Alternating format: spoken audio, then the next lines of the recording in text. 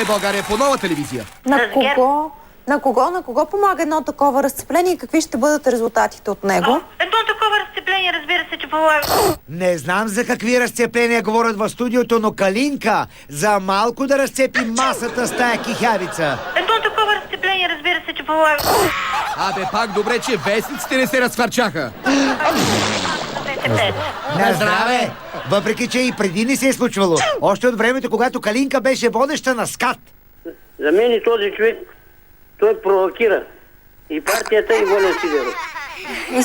И тогава успя да потисне кихавицата си, точно като тази сутрин. А какво ли би станало, ако се изкиха, ама както си трябва? Какво? Най-малкото Христо Калоферов ще излети от студиото. Посрещайте господарите на ефира! Васил Василев Зуека и Димитър Рачков!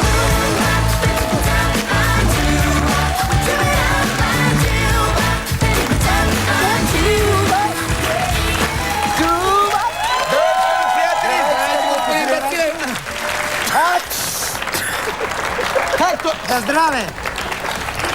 Нямам салфетка, да. На здраве! Както винаги започваме с новините. Стартираме, господин Василев. Така, благодаря. Депутатите Мартин Димитров, Ваньо Шарков, Димо Гяуров бяха изключени от СДС. Останалите народни представители от партията също са заплашали с изключване. Както е тръгнало в синята партия, няма да остане и един член, за да ги изключва.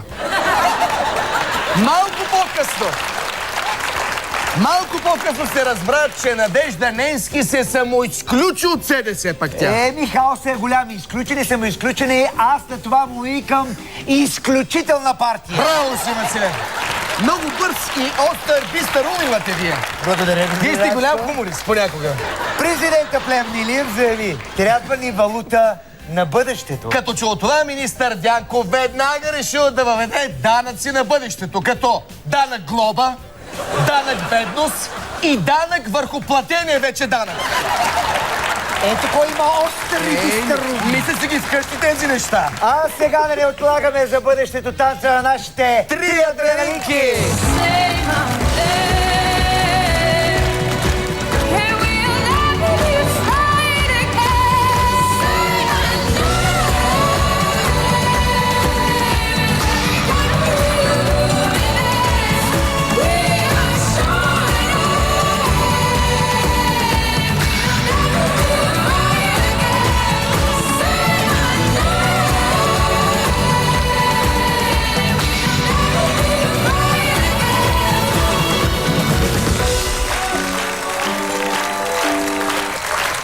Вики, Ками и Пепи!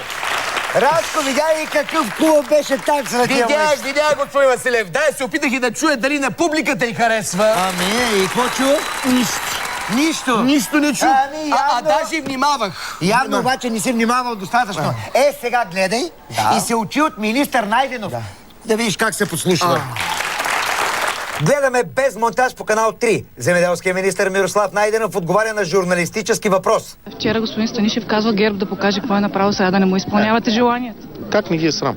Да му кажа сега, да му отговоря тогава на Станишев.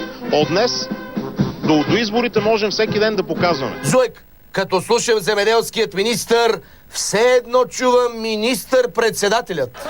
Нищо чудно, Рачков. Министър Найденов е най-прилежният ученик в кабинета. Я виж само как прилежно попива всяка дума на класния. Когато разговарях с лидера на СДС... Как хубаво го каза шефа! Не съм коментирал кой ще бъде техният кандидат. Още веднъж казвам, нищо лошо няма той да бъде и на синята коалиция кандидат. Това беше гениално. Само Господ може да говори така. Гениално. Несправедливо е, че въпреки старанието на министъра, статистиката го поставя едва трети по успех в класа. Не се отчаивайте, господин министър. До година са държавните изпити. Тогава ще докажете на какво сте способен. И хич да не ви пука, че опозицията ви пише лоши оценки. Класният ще ви ги поправи. Там Станишевите хора могат да ми дадат само пример как се спират еврофондове. Тази усмивка със сигурност ще вдигне успеха на министъра. Направо е включил усмивката на 6, дано класния да го забележи. Дано, ма надали. Там Станишевите хора могат да ми дадат само пример как се спират еврофондове. Сиреч, страхувам се да не ме насочат към батко и братко и към подобни проекти, затова ги избягвам. Просто не искам да си замърсявам слуха с това, което биха ме съветвали те специално. И затова съм забранил да ми се говори нито от прес-център, нито от моите колеги. Да, ама все ще се намери някой, който ще развали дисциплината и ще отрови деня на класния ръководител Борисов. Защо да му обръщам внимание? Но се намери някой да ми каже. Сега Миро Найденов. Упс, май се изданих. Сега Миро Найденов точно заставах на центъра и той вика: Станишев казал вчера, че нищо не сме направили. Дано да му мине бързо, че като се сете какво стана в Япония, направо ми се подкосяват краката. Борисов впечатли домакините с сложна хватка, приложена на министъра на земеделието Мирослав Найденов. Сега Миро Найденов. Това ще ми е като обица на ухото. За Станишев или лошо, или нищо. Къде ми е класната стая? За Станишев или лошо, или нищо. Виждаш ли, Радко, защо е толкова важно да си примерен ученик? Виждам, господин Василев, министър Найденов не е слушал внимателно и това веднага си пролича. Абсолютно си прав. А вие също ни слушайте и гледайте внимателно, защото малко по-късно ще видим какви ги вършат Пацо и Стойка в изповедалната.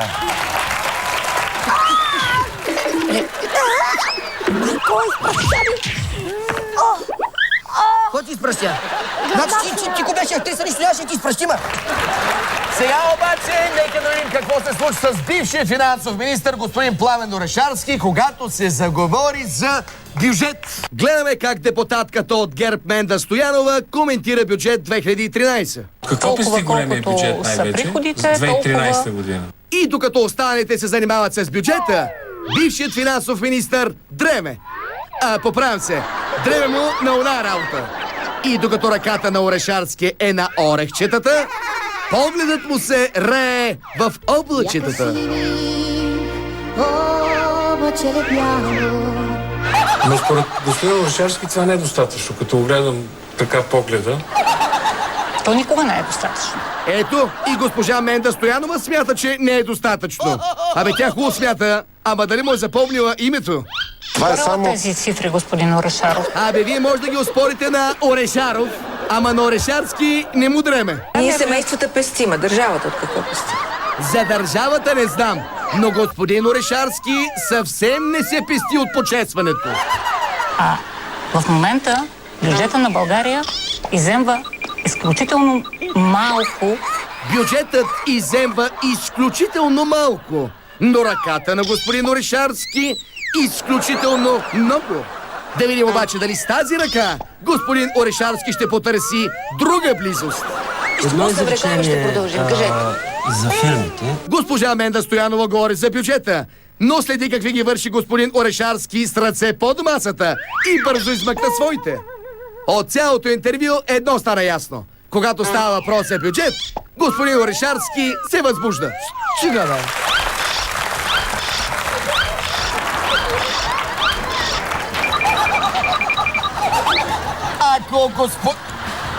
Ако господин Орешарски го болеше толкова, колкото го стърбеше, сигурно целият ще е пинтован. Толкова го болеше, защо да го пинтоват? След като може да отиде при някой лечител. Само трябва да внимава на какъв ще попадне. Скъпи приятели, миналата седмица ви обещахме да пратим регионалната здравна инспекция на проверка в кабинета на скандалния китайски лечител Ван Пейджу. Много симпатичен човек. Изключително симпатичен човек. Нека да видим какво се случи там. Да видим. Доктор Русев, благодарим ви, че се отзовахте бързо на нашия сигнал. Искам да благодаря на господари на ефира, които като институция не уведомиха и поискаха бърза наша намеса. И веднага своевременно сформирахме една комисия и ако в нарушение те ще съставят един акт, административен акт, който административен акт ще доведе до съответни последици за него. Предстои да направим проверка с инспектори от РЗИ на дейността на доктор Ван Пейджу. Доктор Ван, здравейте, как сте? Поздрави от господари на ефира. Бихте ли ги казали, тук ви водим инспектори от РЗИ, какво общо има, примерно, болките в кръста с това колко често прави секс момичето? Това кога прави любов, това помага. Вижте, имате ли външен вид на доктор? Тук хигиената е доста под съмнение. Защо не чистите кабинета? Това, аз тук не е чисто, това аз вина. Гледаме в пръстите ви, има кал под ногтите. Бихте ли си покажали така на... Как така бъркате в интимните части на жените, при положение, че имате кал под ногтите?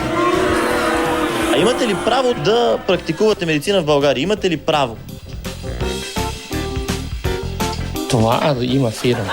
Ами, господине, вие давате ли си сметка колко нарушения сте извършили, които ние само на пръв поглед ги констатираме? В разговора се включва и проверяваща инспекторка. Имате ли договор за извозване и унищожаване на биологичен отпадък? Тъй като вие вече като набудете с това, то по него има секрети. Трябва това нещо да се събира. Контейнер за остри режещи инструменти. Не, това аз не... Чакай, аз дава пациенти. Ги правите? Вие не може да ги хвърляте в буклук. Дава аз пациенти сорят спирит. Има такова нещо. Вие сте длъжен. Никой не може да разнася тия неща по улиците. Ръцете къде си миете? Дезинфектанти за повърхности за ръце. Къде са дезинфектантите? Какво е това, дето ми го? Това е годно до 12 месец 2010. Тези шишета това нещо не може. Приятели, виждаме и пепелник. Вие пушите ли? Гилете изключено да се пуши. Това аз не пуша. Ето кой пуши в кабинета. Собственичката. Сега имаме... ще ви избора, ако как ще изборите с цигарата?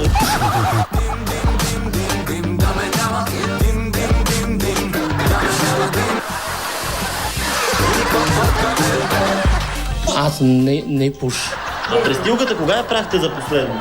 Работната ви престилка трябва да имате договор за прането й, трябва да имате няколко престилки, ръкавици. Къде са ви ръкавиците? Кой е по-всякакво? Не могат да пресете всичко да стои по някакви прозорци, няма шкафчета, нямате... Я тук отворете в тия шкафове какво държите. Това да кажем се води медицински шкаф.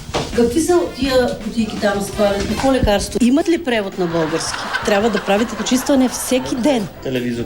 Всеки ден. А не може да са бъдат послани с разни вестници и мушамички и тук всички уредите ви даже са потънали в мъстия. И да работите без ръкавици. И да докосвате пациенти, да използвате остри предмети, които да им ги давате да си ги хвърлят по улицата. Вие работите в една европейска държава, тук има закони, които се спазват абсолютно. Нищо от нашите изисквания хигиени тук не е спазено. За мен това е една котчина и нищо повече. Плюс това работите без всякаква табела, не сте регистриран, работите без регистрация, не плащате данъци.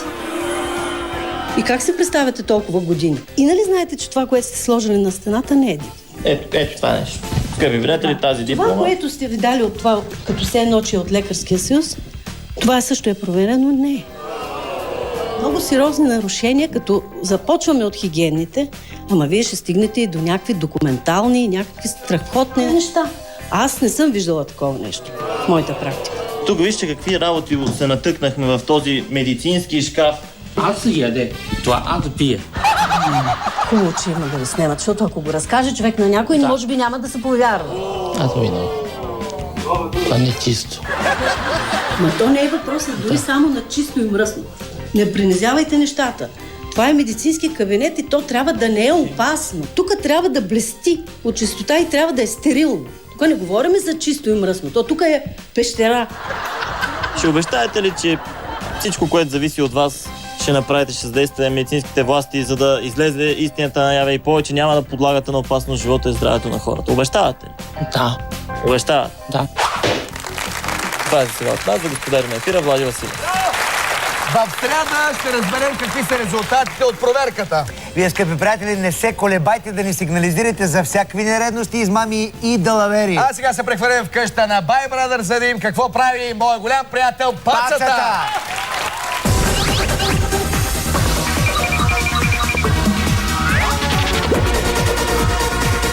Бай Брадър и Джинго! Старт! Говори, бай, брадър! Ало, са квартирантчичи! Ко правиш у изповедалната ми, бе? Селски бе! На фирка от сакат казак? Да си жив здрав, бай, брадър. Баща ми имаше рожден ден и аз, ти ме познаваш, аз си пинах, много малко си пинах, 4 литра ракия, 2 литра водка, на екс пинах 2 шета спирт, едно ще йод, малко антифриз, ама разреден с нафта, защото ти ме познаваш, аз никога не съм пил. Че ти ще пукнеш, бе, дебил! Значи, бе, брат, най-важното да си жив здрав. Ти жив здрав и ти, ние всички сме добре. Много ти благодаря, че ме покани в къщата. Много съм ти благодарен. Поклон пред това, даже целувам изповедалната, целувам кушетката. Много ти благодаря, че ме покани в къщата, защото нищо ми няма. Аз имам добро сърце, главата ми е хубава, тялото ми не е много хубаво, то не е важно, тялото ти е хубаво. Нали? То е хубаво, ти е хубава главата. Зъбите ми са малко жълти, ма ги мия всеки ден. Всеки ден ги мия зъбите. Най-важното е да са живи здрави всички. Баща ми има рожден ден и той да е жив здрав. И аз ще имам един ден рожден ден. Я важно е съм жив здрав. Лъкни, бе, Минджил спиртосан. То, че викна Пеню. Ще ми оповръщаш къщата, бе. Имаш ли нужда от лекар? Нямам нужда. Ти знаеш, важно е да си жив здрав. Аз искам ти да си жив здрав. Защото аз имам много добро сърце, не съм така агресивен. Сега, баща ми има рожден ден, да е жив и здрав. Не знам как баща ми има рожден ден, не знам как да е жив и здрав. Значи аз, тялото ми не е много хубаво, ама главата ми е много красива. Ей, сега ще проверя дали са на святкалка талпа, директ такъв. Я направи визна на един крак. Аз, сега ще да виж, че не съм пиян, защото баща ми имаше рожден ден. Видя, че не съм. Аз когато пил, щях да направя такива неща. Бе, важното е да си жив и здрав. Аз нямам лошо пиянство. Значи в главата съм номер 1. Тук няма се квартирант, който е с по-хубава глава от мен. Айде, млъкни с тая проста чутора, бе! Не съм пиян. Аз мога съм червен, не съм пиян. Пинах малко коресилин, 750-800 грама, ма това беше от баща ми имаше рожден ден. Не знам ти как баща ми имаше рожден ден. А как ти, че баща ми има рожден ден? Да е жив и здрав, да е жив и здрав, татко. Ко повтаряш едно и също, бе? Ливак с ливакачи. Я зими ходжи, управа линия назад с затворени очи. Ще ходя, ти ми, че съм пиян. Както виждаш, аз нямам лошо пиянство. Всичко си правя, не съм агресивен. Само малко езика ми се надул, имам 2 авци, ама важното е да съм жив и здрав. И баща ми да е жив и здрав. Ай, стига си дуднал, бе! Вувузел смачкан. Ша искам у изповедалнята да се ви оная Джофра, стойка пипирутата и да я пренесеш на гръб в права линия. Почни? Не искам стойка, бе, брадър. Не ще стойка. А, Пеню, искаш ли? Не искам. Давай стойка. Стойче! Здравейте! Здрасти. Значи искам да... Моля ти се, Стойче, важното е да си жива и здрава, виж. Аз съм жива и здрава. За мен е важно жива и здрава. Да, ако обичаш. От друга страна, защо ме отговаряш така? Аз не искам да виждам, защото ти провали мисията. Тя имаше една мисия, тя е провали. Кой ми беше? Си сега всички ще умрем, той месец от глад. Направих каквото можах. Аз съм добра актриса, разбрали? Ти си добра актриса. Его, ти имаш ли мисия? Имаш ли мисия?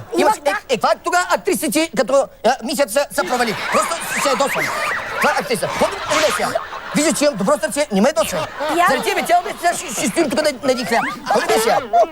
Актриса била. Това актриса бе бара. Не съм виновна, всичко съм опитала, разбрали? Тяло нямаш и глава нямаш. Ти много имаш такива неща. Аз съм номер 1 по глава в квартирант. Значи моята глава е номер 1. Имам глава номер 1, тялото ми номер 2. Значи получи съм номер 3. Лакнете вече, бе, чиквеници. Мята е на гръб и почвай да я разнасяш тая коза в права линия. Сега, стани, за да не съм агресивен, да те развятам, защото... Не бъди агресивен! След рекламите ще видим дали... Само така, че ти в главата си номер 2. Ти в главата си номер 2. Не е вярно. Тялото си номер 1. Но виж, ти определено прилича на номер 1. Ти си номер 1 в глава. Ти си по-номер 1 от Пацо, според мен. След рекламите ще видим дали Пацо ще е номер 1. Не бе, лъжи, ще се справи с ходенето в права линия. При това обаче е ред на нашата праволинейна реклама.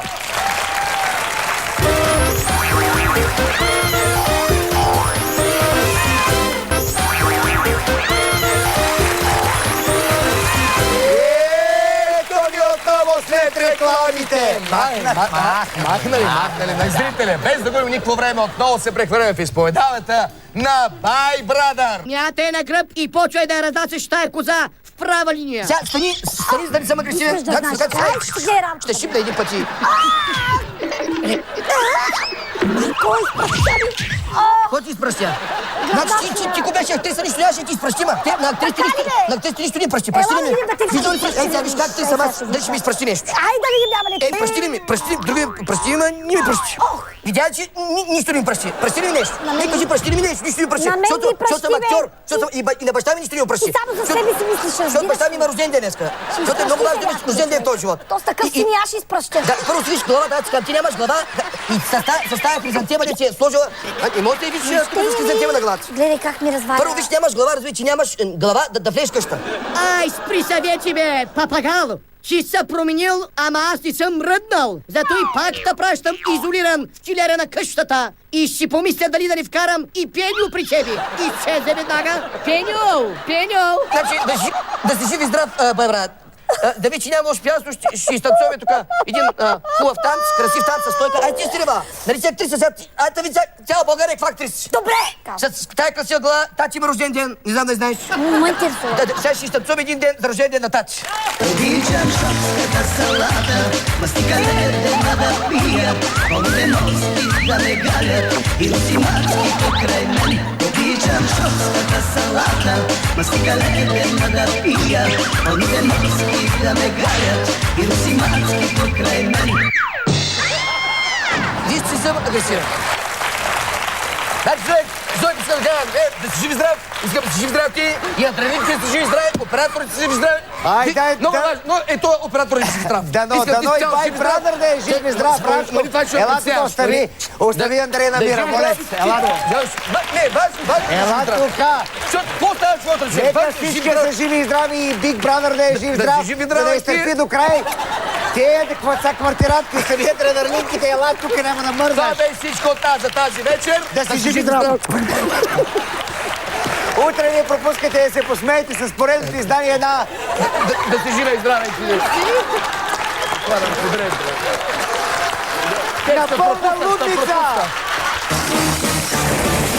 Колеги, дали не е време за реклама?